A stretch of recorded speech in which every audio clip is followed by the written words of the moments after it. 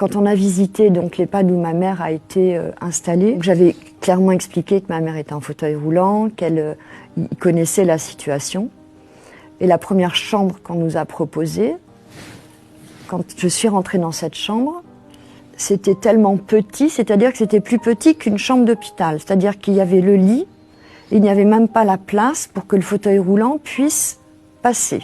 J'ai dit, mais ma mère est en fauteuil roulant, et la dame m'a dit, ah ben oui, mais vous m'avez dit que vous aviez des petits moyens et que votre maman avait une petite retraite. Qu'est-ce qui a été le plus choquant? On a eu accès à la première visite, c'était au mois de mai, premier jour où les visites ont été autorisées.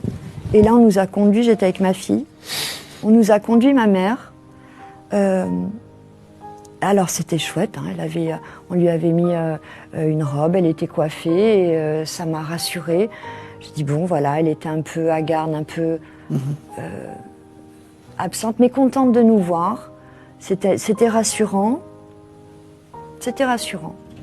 Et 2 jours après, on est reparti. On m'avait officieusement accordé une autre visite 2 jours après. Et là, 2 jours après, c'était plus la même parce que la visite qui avait été accordée officieusement n'avait pas été notée. Donc, quand je suis arrivée, ah bah là, ma mère est arrivée avec un cocard monstrueux, pas quoi.